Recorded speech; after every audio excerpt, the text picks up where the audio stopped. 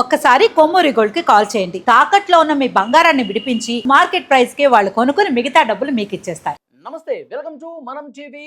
నా పేరు వలి. Iran Israel ఈ వార్ అనేది చాలా భీకరంగా కొనసాగుతుంది. పశ్చిమాసియా పూర్తిగా అట్టుడిగిపోతున్న పరిస్థితి. అసలు ఎంతకాలం ఈ వార్ ఉంటుంది? ఇప్పటికే సాధారణ ప్రజలు కూడా చనిపోతా ఉన్నారు. ఇరాన్లో అయితే పెద్ద పెద్ద లీడర్లు కనుమరుగైపోయినటువంటి పరిస్థితి. ఎంత దూరం వెళ్తుంది ఈ వార్? దీని గురించి మనం మాట్లాడదాం. ప్రముఖ జ్యోతిష్యులు కిరణ్ శర్మ గారు లైవ్ కాల్లో జాయిన్ అయ్యారు. సార్తో మాట్లాడదాం. ఆ, కిరణ్ శర్మ గారు నమస్కారం. ముందుగా నమస్తే అండి. కిరణ్ శర్మ గారు, ఈ యుద్ధాలు చూస్తా ఉన్నాం. అసలే ఒక పక్క ఆ ఆ వారు జరుగుతుంది. రష్యా యుక్రెయిన్ వారు 3-4 ఏళ్ళైనా కొనసాగుతూనే ఉంది. లేటెస్ట్ గా ఆఫ్ఘనిస్తాన్ పాకిస్తాన్ కొట్టుకుంటున్నాయి. ఇప్పుడు అత్యంత భీకర యుద్ధం, గతంలో ఎప్పుడు చూడనంతగా ఇరాన్ ఇజ్రాయెల్ అమెరికా పెద్ద ఎత్తున ఈ వార్ చేసుకుంటున్న పరిస్థితి ఉంది. ఇప్పుడు ఈ ఈ వార్ ఎన్ని రోజులు ఉంటుంది సార్? రైట్. మీరు అడిగిన ప్రశ్నకి ముందుగా మేము సమాధానం ఏంటంటే వెనక్కి వెళ్ళాలి నేను. అంటే నా సమాధానం వెనక్కి వెళ్ళాలి నేను. ఓకేనా? అంటే 2024-25 పంచాంగంలోకి వెళ్ళాలి నేను. మీకు అర్థమవుతుందండి? చెప్పండి, వినిపిస్తుంది. అంటే అక్కడ ఒక చిన్న శ్లోకం చెప్తాను నేను. అంటే శ్రీ క్రోధినామ సంవత్సరంలో ఒక శ్లోకం ఉంది మనకి. క్రోధిని తరధి నిరంతర క్షితపతి కలహై విహినాదాన ఫలములశనంతగాంతరపి లోకాశ్చ వర్ధంతే క్రోధబ్ధేత్విఖిలా లోకః క్రోధలోభ పరాయణ ఈతి దోష నేతం మధ్య సస్యార్ఘ్య వృష్టయ. అంటే దీనికి అర్థం ఏంటని చెప్పండి స్వామి అని అడుగుతున్నారు. క్రోధి సంవత్సరంలో రాజులు నిరంతరము కూడా కలహించుకునే అవకాశం ఉంటుంది. దంపతుల అన్యోన్యతకి భంగం కలుగుతుంది. లోకాలన్నీ కూడా క్రోధముతో లోభముతో కొట్టుకుంటాయి. ఈ అప్పుల బాధ ఎక్కువ అవుతుంది. దుష్టుల యొక్క మధ్యవర్తిత్వం వల్ల నాశనం కలుగుతుంది అనేది యుద్ధ వాతావరణం. ప్రపంచమంతటా 6 దేశాలకి యుద్ధ వాతావరణం అని క్రోధినామ సంవత్సరంలో చెప్పబడింది. With witness. మేము ఏదైనా సరే విత్ విట్నెస్ మాట్లాడతాం. ఇది విట్నెస్ లేకుండా మాట్లాడడానికి లేదు. ఇక్కడ ఆ శ్లోకం ఉదహరించబడింది. అక్కడే 2025-26 పంచాంగంలో చెప్పబడింది. మరి విశ్వావసునామ సంవత్సరం అంటే ఈ 2025 మార్చి తర్వాత వచ్చినటువంటి పంచాంగంలో ఉన్నటువంటిది ఒక చిన్న శ్లోకం. అంటే పెద్ద శ్లోకం కాదు, చిన్నది. అది గురు దయాబ్దవశమున మృగశీర్షాబ్దము.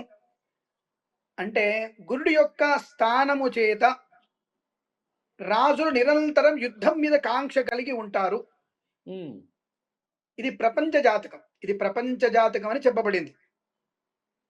అయితే మన దేశం లేదంటే మన దేశం ఉన్నటువంటి అంటే లోపల అంతర్భాగం ఉన్నటువంటి యుద్ధాలు కూడా కొన్ని అయినాయి. అది చాలా అల్పం. అది వర్షలగ్నము చేత మనం దాన్ని అధిగమించుకున్నాం. జపము తపస్సు ధ్యానం వైపు రావడం, ప్రతి ఒక్కళ్ళు కూడా మనకి ఎవరి మతాల్లో వాళ్ళు కాస్త జాగ్రత్తగా ఉందాము అనేటువంటి భావనతో బాగున్నారు. కానీ ఇప్పుడు ప్రపంచ స్థాయిలో ఉన్నటువంటి యుద్ధ వాతావరణం చెప్పాలంటే మీకు మొన్న జరిగినటువంటి యుద్ధం ఏది, ఆఫ్ఘనిస్తాన్ పాకిస్తాన్ జరిగినటువంటి యుద్ధం అనేది కుంభలగ్నంలో ప్రారంభమైంది. అది ఏది మొన్న ఒక 15 రోజుల క్రితం జరిగినటువంటి మనకి ఉన్నటువంటి యుద్ధం కనుక్కోండి. తర్వాత పాకిస్తాన్కి మనకి జరిగినటువంటి ఆఫ్ఘనిస్తాన్కి పాకిస్తాన్ యుద్ధం కూడా ఒక 4 రోజుల ముందు అంతర్యుద్ధంగా ప్రారంభమై ఒకరికొకరు అనవసరమైనటువంటి భేషజానికి వెళ్తున్నారు వాళ్ళు. అది కుంభలగ్నంలో ప్రారంభమైంది. ఈ కుంభలగ్నంలో ప్రారంభమైనటువంటి యుద్ధం అనేది ముందుగా మన పాకిస్తాన్ ఆఫ్ఘనిస్తాన్ యుద్ధం గురించి మాట్లాడుకుంటే వచ్చే గురువారం వరకు ఇది తీవ్రమైనటువంటి రూపం దాల్చే అవకాశం ఉంది.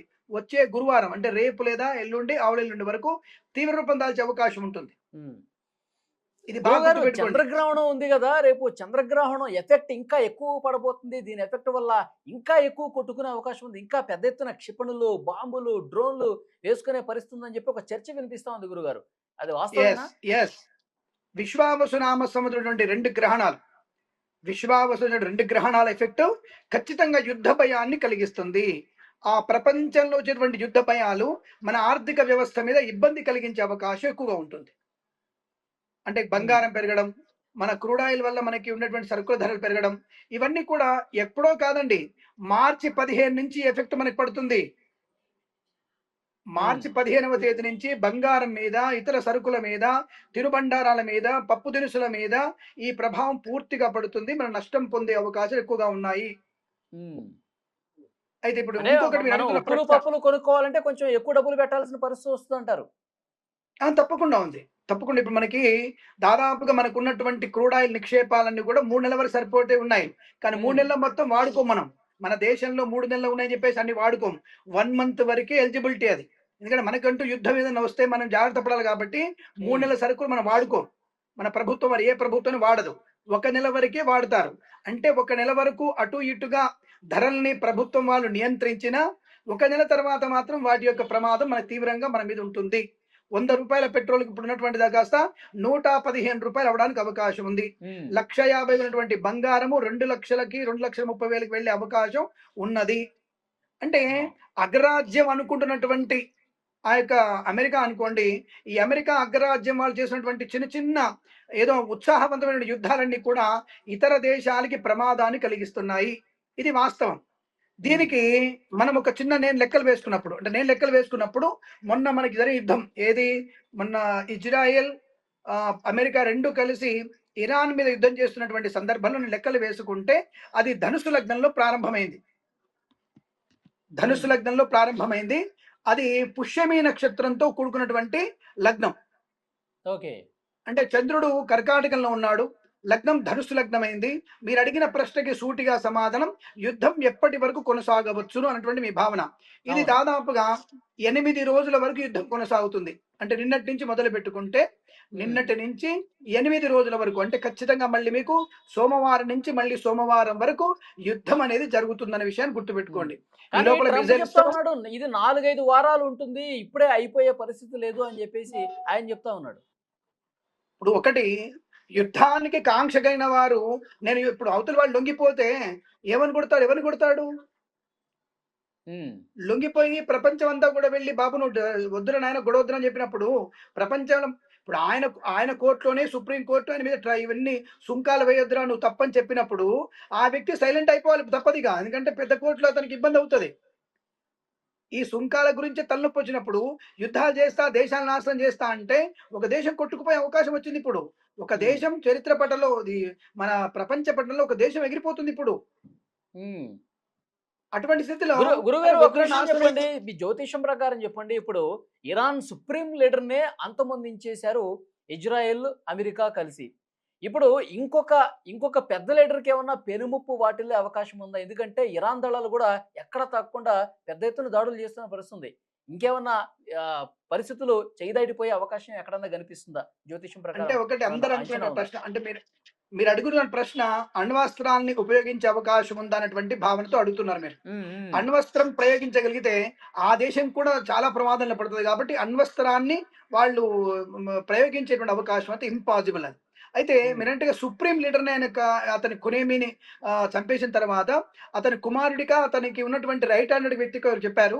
ఆ వ్యక్తికి కుమారుడికి ఇవ్వకపోవచ్చు. కుమారుడికి అటువంటి పదవి ఇచ్చేటువంటి అవకాశం లేదు. దేశాధ్యక్ష పదవి.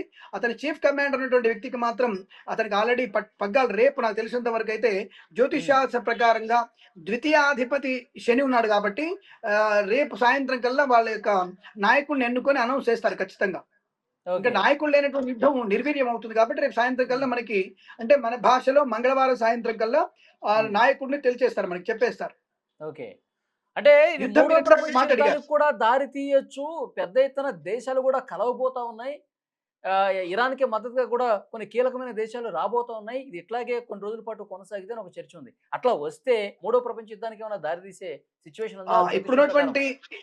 ఇప్పుడున్నటువంటి జాతక ప్రకారంగా మీరడిగినటువంటి ప్రశ్న ప్రకారంగా తృతీయంలో అంటే ఈ లగ్నంలో ధనుసు లగ్నంలో యుద్ధం ప్రారంభమైంది కాబట్టి మూడవ స్థానాన్ని మేము 9వ స్థానాన్ని చూస్తాం. 3, 9, 6 స్థానాలు చూస్తాం మేము. చూసినప్పుడు మాకు కూడా ఉంటాయి కొన్ని లెక్కలుంటాయి కాబట్టి మూడవ స్థానంలో పంచగ్రహ కూటమి ఉంది కాబట్టి మూడవ ప్రపంచానికి దారి తీసేటువంటి అవకాశాలు లేవు. ఎందుకంటే అన్ని దేశాలు కూడా అణ్వస్త్రాలు కలిగిన దేశాలే. అంటే ఎవరు కూర్చున్న కొమ్మని వారు నరుక్కునేటువంటి అవకాశం లేదు కనుక, ఎట్టి పరిస్థితుల్లో మీకు ఆ యొక్క ప్రపంచమంతా కలిసి మూడో ప్రపంచ యుద్ధం వస్తదంటే నమ్మకం లేదు. ఎవరిని కొడతారు ఇప్పుడు మూడో ప్రపంచ యుద్ధం వస్తే? మనం చైనా వాళ్ళని కొట్టాలి, పాకిస్తాన్‌ని కొట్టాలి. రష్యా వాడు చైనాని కొట్టాలి, అమెరికాని కొట్టాలి. ఎవరెవరిని కొట్టుకుంటారు? ఎవడు 2 బాంబులు అణ్వాయుధాలు యేసుకున్నా దేశం ప్రపంచం నాశనం అయిపోతాయి. హ్మ్. కాబట్టి మూడో ప్రపంచ యుద్ధం వస్తే అనేది ఆర్థిక నిపుణులు కానీ, ఈ యుద్ధం చేసేటువంటి నైపుణ్యం ఉన్నటువంటి వ్యక్తులు కానీ, అంటే మాజీ మనకున్నటువంటి యుద్ధ సైనికులు కానీ, యుద్ధ పారామిలిటరీ వ్యక్తులు కానీ, ఎవరు కూడా మూడో ప్రపంచ యుద్ధం వస్తనేది ఎక్కడ కూడా దాఖలాలు లేవు. ఏదో పుట్టుక పురాణంలాగా వచ్చేసి ప్రతి ఒక్కడు మాటలు మాట్లాడితే కుదిరే అవకాశం లేదు. Thank you very much Kiran Sharma గారు.